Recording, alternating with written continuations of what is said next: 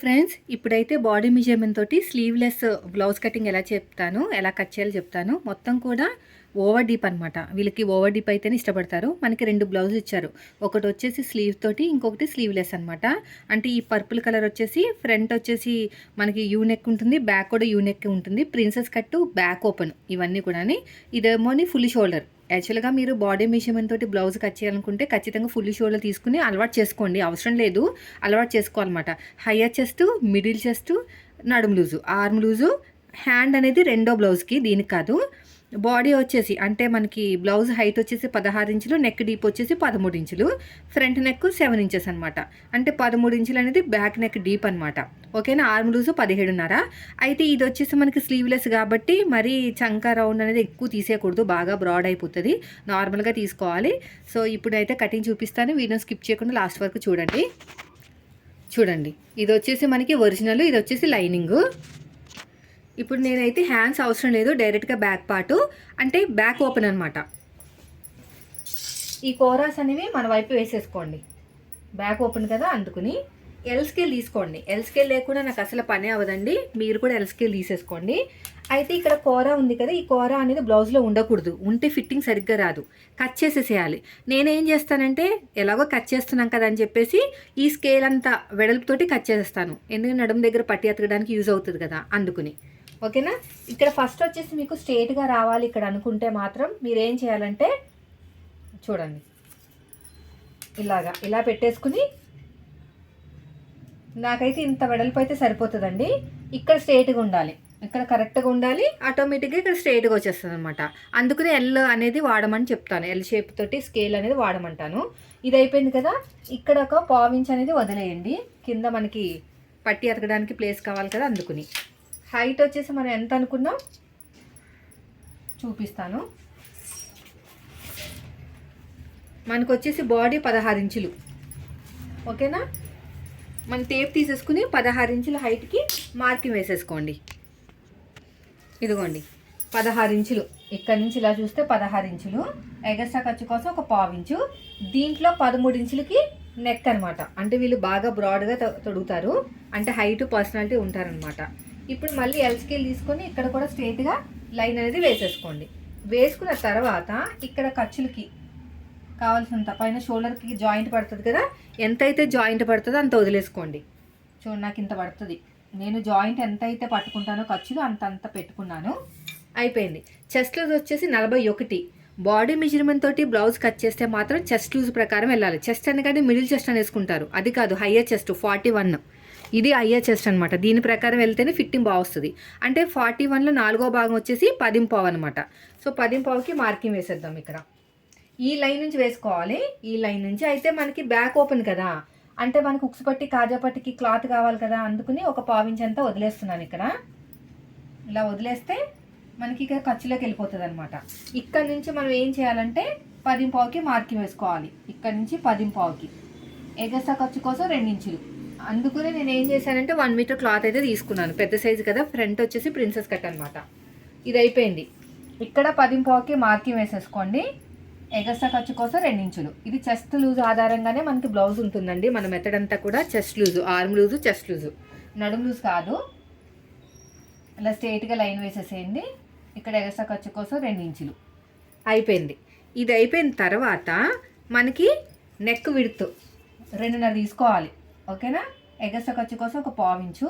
Shoulder సన్నగా కావాలన్నమాట వీళ్ళకి. నేను ఫుల్గా 6 ఇంచులు తీసేసుకుంటున్నాను. Full shoulder. ఓకేనా. నెక్ వచ్చేసి 2.5, ఫుల్ షోల్డర్ వచ్చేసి 6 ఇంచులు. కింద 4 ఇంచులు తీసుకుంటున్నాను. ఈ బ్లౌజ్కి మాత్రమే 4 ఇంచులు అండి, అందరికీ కాదు. బ్రాడ్ బాగా కావాలి అంటారు, అందుకుని ఇలా స్ట్రేట్గా మార్కింగ్ వేసుకుని ఇలా క్రాస్గా వేసేసుకుని ఇలా నీట్గా రౌండ్ తీసుకోవాలి. బాగా రౌండ్ కావాలి అంటారు వీళ్ళు, ఇలాగా. ఓకేనా. అయిపోయింది. ఇప్పుడు ఇక్కడ 6.5 తీసుకోవాలి, పెద్ద సైజు కదా. ఇక్కడ కూడా 6 ఇంచులు ఉందో లేదో చెక్ చేసుకోండి. ఇలాగా ఇక్కడ 6.5 ఇంచులు అంటే మనకి కరెక్ట్గా రావడానికి అన్నమాట, ఎక్కువ తక్కువ లేకుండా రావడానికి. ఇలా స్ట్రేట్గా లైన్ వేసేసేయండి. ఇక్కడ కూడా స్ట్రేట్గా లైన్ అనేది వేసేసేయండి. ఇలాగా ఈ క్రాస్గా ఉన్న చోట 1.5 ఇంచులు సరిపోతుంది. మళ్ళీ కర్వ్ స్కేల్ తీసేసుకుని ఇలాగా ఇలా నీట్గా తిప్పేసుకోండి. ఇలా నీట్గా తిప్పేసుకోండి. ఇప్పుడు షోల్డర్ దగ్గర కావాల్సినంత ఖర్చు వదిలేసుకుని మనకి 17.5 వచ్చిందా లేదా, అంటే 17.5 అంటే పావు తక్కువ 9 అనమాట, 8:30, 8.7 అలా ఉంటుంది. నాకు 9.5 వచ్చింది. 9.5 అనేది రాకూడదు, ఎక్కువైపోయింది. ఇక్కడ మనం ఎంత తీసుకుంటున్నాం, 10.5, ఇక్కడ 10.5, ఇక్కడికి వచ్చింది 10.5.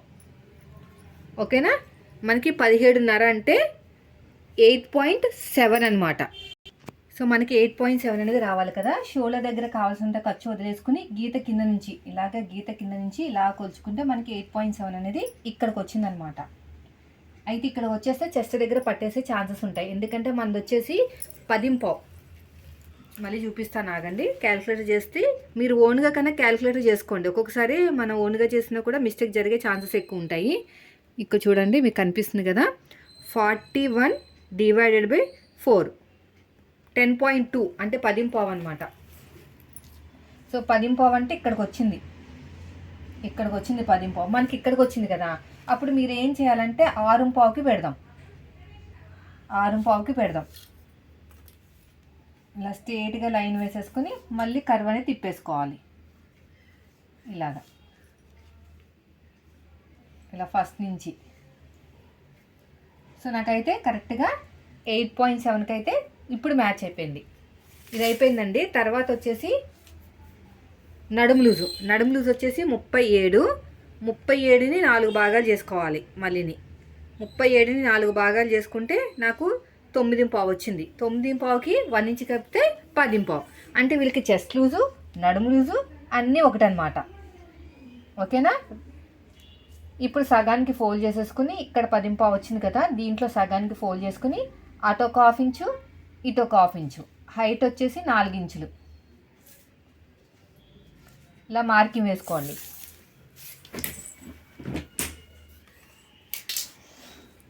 ఇప్పుడు ఎలాగైతే మార్కింగ్ వేసుకున్నామో సేమ్ అదే విధంగా కటింగ్ చేసేసుకోండి ఇలా నీట్గా.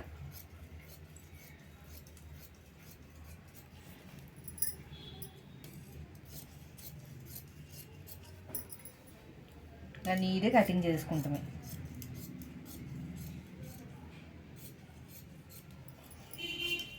ఇక్కడ కూడా అంతే, ఇక్కడ కట్ చేసుకోండి ఎగస్ట్రా క్లాత్ని.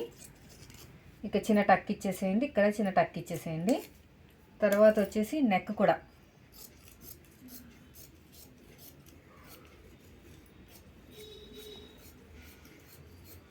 అంతే అయిపోయింది కదా. ఇప్పుడు వచ్చేసి ఫ్రంట్ పార్ట్లో ప్రిన్సెస్ కట్ అనమాట. ఈ ఫ్రంట్ పార్ట్ని ఇలా పెట్టేసుకుని ఇలా నీట్గా పెట్టేసుకుని ఇక్కడ ఉక్సు పట్టి కాజా పట్టి కోసం ఖర్చు ఉంచుకున్నాం కదా, ఇది బయటకు వచ్చేయాలండి. బయటకు రాకపోతే ఫ్రంట్ పార్ట్ అనేది లూజ్ వచ్చేస్తుంది. ఈ ఉక్సు పట్టి కాజా పట్టి అనేది బయటకు వచ్చేయాలన్నమాట. ఇప్పుడు ఎలాగైతే ఉందో అలాగే మార్కింగ్ వేసేసుకుందాం. ఇక్కడ కూడా అంతే, ఇలాగా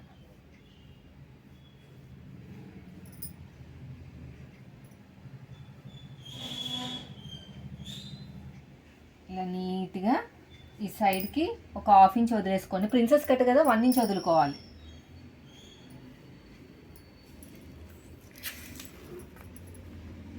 ఇక్కడ కూడా అంతే, ఒక 1/2 ఇంచ్ ఎక్కువ తీసుకోండి ఫ్రంట్ పార్ట్లో. ఓకేనా, చెస్ట్ ఉంటుంది కదా అందుకుని. సో ఇదంతా మార్కింగ్ అయిపోయిందండి. ఇప్పుడు మనకి ఫ్రంట్ పార్ట్తో పని లేదు, పక్కన పెట్టేద్దాం. ఒక 1/2 ఇంచ్ అనేది లో తీసేసుకోండి. తీసేసుకుని ఇలాగ నీట్గా 1/2 ఇంచ్ అనేది లో తీసేసుకోండి. ఇది అయిపోయిన తర్వాత ఇలా క్రాస్గా నీట్గా మార్కింగ్ వేసుకోండి. ఫ్రంట్ పార్ట్ 7 ఇంచులు అని చెప్పాను కదా, 7 ఇంచులకి మార్కింగ్ వేసేసుకోండి. స్ట్రేట్గా లైన్ వేసేసుకోండి. ఇప్పుడు ఇక్కడ కొంచెం బ్రాడ్గా తీసుకోండి. స్ట్రేట్ కట్ కదా, మనకి ఏంటంటే పట్టేసినట్టు ఉంటుంది అనమాట. కొంచెం ఇలా లోపల నుంచి తీసుకోవాలి. ఇది 40+ సైజ్ అండి. మనకి 40+ సైజుకి షోల్డర్ దగ్గర కావాల్సినంత ఖర్చు వదిలేసుకుని ఇక్కడ నుంచి 11 ఇంచులకు మార్కింగ్ వేసుకోవాలి. ఇది చెస్ట్ పాయింట్. ఓకేనా, షోల్డర్ కావాల్సినంత ఖర్చు వదిలేసుకుని మనం ఇక్కడ 11 ఇంచులకు మార్కింగ్ వేసుకోవాలి. ఏ సైజు వాళ్ళకి? 40+ సైజు వాళ్ళకి.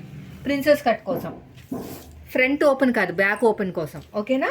ఈ ఫోల్డింగ్ దగ్గర నుంచి పాతకు 4 ఇంచులకి మార్కింగ్ వేసుకుని, వీళ్ళకి చెస్ట్ హెవీగా ఉంటుంది కాబట్టి నేను 2 ఇంచులకి మార్కింగ్ వేసుకున్నాను. ఇది చెస్ట్ కోసం. ఇది కూడా అయిపోయింది. ఇక్కడ పాతక్కువ 4 ఇంచులకి మార్కింగ్ వేసుకున్నాం కదా, దీనికి 1 ఇంచ్ యాడ్ చేసుకుని పైన మార్కింగ్ వేసుకోవాలి. పాతక్కువ 4 ఇంచులు అంటే ఒక 1/2 ఇంచు. చూడండి ఇక్కడ మనకి ఎంత వచ్చింది? పాతక్కువ 4 ఇంచులు వచ్చింది. దీనికి ఒక 1/2 ఇంచ్ యాడ్ చేసుకుని ఇక్కడ మార్కింగ్ వేసుకోవాలి. 1/2 ఇంచ్ యాడ్ చేస్తే ఎంత వస్తుంది మనకి? 4.5 వస్తుంది. సో నేను 4.5కి ఇక్కడ మార్కింగ్ వేశాను. ఇది చెస్ట్ పాయింట్ అనమాట. ఇప్పుడు ఇలా క్రాస్గా తీసేసుకుని ఇక్కడ ఒక 1.5 ఇంచ్ అంతా స్ట్రైట్గా తీసుకుని ఇలా షేప్ ఇచ్చేసేయండి. అంతే. ఇదే షేప్ని ఇది తిప్పేసుకోండి.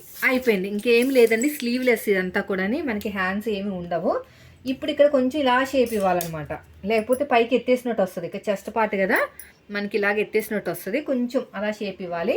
ఇప్పుడు నేను ఏం చేస్తానంటే ఈ పార్ట్ కట్ చేయను, మొత్తం అంతా బ్లౌజ్ అంతా లైనింగ్ అంతా జాయిన్ చేసిన తర్వాత దీని మీద కుట్టి వేసుకున్న తర్వాత కట్ చేస్తాను అనమాట.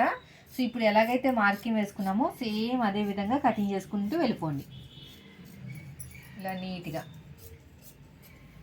డోరీస్ పెట్టాలండి బ్యాక్ వీళ్ళకి. ఇలా నీట్గా కట్ చేసేయండి. ఇది కూడా అంతే.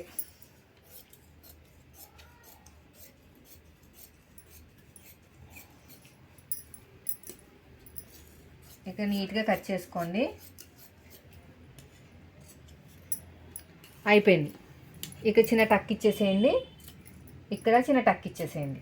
ఇదే మార్కింగ్ ఇక్కడికో చేసుకోండి. అయిపోయిందండి. చూసారు కదా ఎంత బాగా వచ్చేసిందో. ఇప్పుడు ఒరిజినల్ క్లాత్ మీద పెట్టుకుని కట్ చేసేసుకుందాం. అంతకంటే ముందు మన దగ్గర వీలర్ ఉంటుంది కదా, ఒకసారి ఇలాగ ప్రెస్ చేసేసుకుంటే అడుగు భాగంలో కూడా వచ్చేస్తుంది. మనకి కుట్టేటప్పుడు మరింత ఈజీ అయిపోతుంది అనమాట. లేకపోతే మళ్ళీ మెజర్మెంట్స్ కనివి కొలుచుకోవాల్సి వస్తుంది, టైం వేస్ట్. ఇలాగా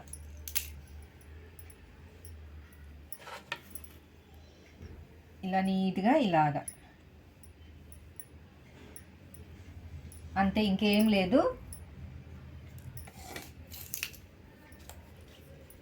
ఇప్పుడు ఒరిజినల్ క్లాత్ మీద పెట్టుకుని కట్ చేసుకుందాం.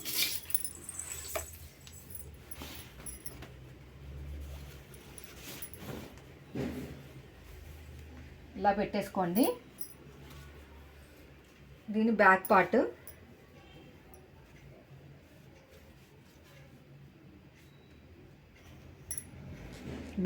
కి మరి ఓపెనింగ్స్ ఇలా పెట్టేసుకుంటే సరిపోతుందిలే. బ్యాక్ ఓపెన్ కదా, ఇది ఫ్రంట్ ఓపెన్ కాబట్టి ఫోల్డింగ్ అనేది మన వైపుకు ఉండాలన్నమాట. ఇలాగా అప్పుడు మీకు క్లాత్ సేవ్ అవుతుంది. అంతే. చూసారు కదా, ఇలా నీట్గా కట్ చేసుకుంటే సరిపోతుంది. చూడండి, ఫ్రంట్ బ్యాక్ అంతేనండి, ఇంకేం లేదు.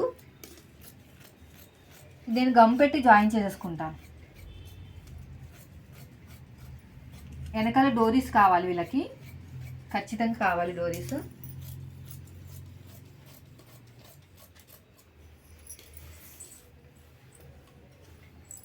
ఇక్కడ కూడా అంతే.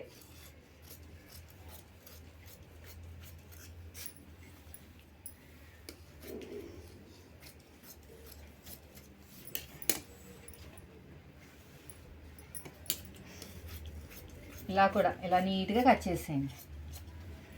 ఇక్కడ కూడా అంతే.